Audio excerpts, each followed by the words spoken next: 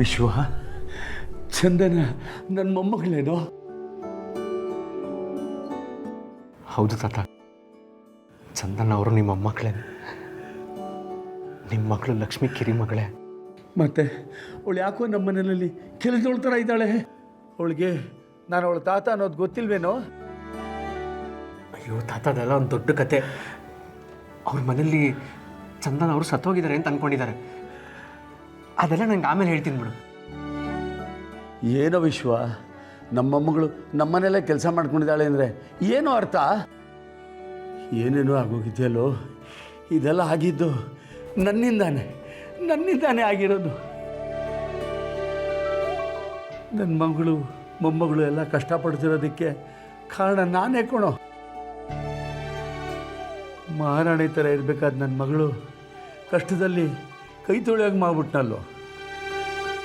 ಅವಳು ಮಗಳು ಅಂತಾನೂ ಗೊತ್ತಿಲ್ಲದೇನೆ ಚಂದನನ ಕೈನಲ್ಲಿ ನಮ್ಮ ಮನೆ ಕೆಲಸ ಎಲ್ಲ ಮಾಡಿಸ್ಬಿಟ್ವಲ್ಲ.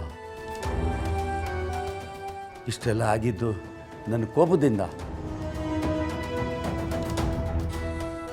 ಇಷ್ಟಕ್ಕೆಲ್ಲ ಕಾರಣ ನಾನೇ ವಿಶ್ವ. ಅವತ್ತಿನ ನನ್ನ ಕೋಪ ಇಷ್ಟಕ್ಕೆಲ್ಲ ಕಾರಣ ಆಗೋಯ್ತು ಕಣೋ. ಆವತ್ತು ನನ್ನ ಮಗಳನ್ನ ಆಚೆ ಕಳಿಸಿ ಎಲ್ರಿಗೂ ದೂರ ಮಾಡ್ಕೊಂಬಿಟ್ಟೆ ಕಣೋ.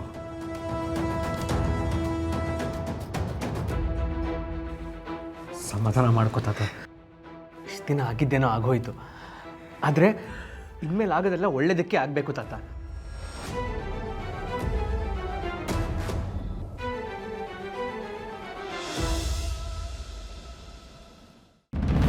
ನಾನು ನಿನಗೆ ಮಾತು ಕೊಡ್ತಿದ್ದೀನಿ. ನಿನ್ನ ಮಗಳನ್ನ ನಿನ್ನ ಹತ್ರ ಕರ್ಕೊಂಡು ಬಂದು ಸೇರಿಸೋ ಜವಾಬ್ದಾರಿ ನಂದು. ಅವರನ್ನು ಈ ಮನೆಗೆ ಕರ್ಕೊಂಡು ಬರ್ತೀನಿ ತಾತ. ಅವ್ರ ಮನೆಯವರೆಲ್ಲ ಚಂದನ್ ಅವರು ಸತ್ತೋಗಿದ್ದಾರೆ ಅಂದ್ಕೊಂಡಿದ್ದಾರೆ. ಅವ್ರ ಮನೆಯವ್ರಿಗೆ ಚಂದನ್ ಅವರು ಬದುಕಿದ್ದಾರೆ ಅಂತ ನಾನು ತೋರಿಸ್ತೀನಿ. ನಿನಗೆ ನಿನ್ನ ಮಗಳು ಸಿಗ್ತಾರೆ, ಅವ್ರಿಗೆ ಅವ್ರ ಮಗಳು ಸಿಗ್ತಾಳೆ ತಾತ. ಲಕ್ಷ್ಮಿನ ಮನೆ ಕರ್ಕೊಂಬರೋದೇನೋ ಸರಿ, ಆದರೆ ನಿಮ್ಮಪ್ಪ ಒಪ್ಪಬೇಕಲ್ಲ ಕಣೋ. ರಾರೆ, ನಿಮ್ಮ ಶ್ರೀಮತಿಯವ್ರ ಕಡೆ ಯಾರು ಇದ್ದಾರಾ? ಇಲ್ಲ ಶಾಸ್ತ್ರಿಗಳೇ, ನನಗೂ ಆ ಥರದವ್ರು ಯಾರೂ ಇಲ್ಲ. ನಮ್ಮ ಅಪ್ಪನಿಗೆ ನಾನು ಒಬ್ಬನೇ ಮಗ. ಅಪ್ಪ, ಈ ಲಕ್ಷ್ಮಿ ಯಾರು? ಅದು ಅಪ್ಪನಿಗೆ ದೂರದ ಸಂಬಂಧಿ. ಧತ್, ಅದೇನು ಅಂತ ಸಾಂಗ್ ತೆಗಿತಾರೋ. ಯಾಕೆ ಮಾವ? ಜೀವನದಲ್ಲಿ ಯಾರಾದರೂ ಆ ಥರ ಇರ್ತಾರಾ?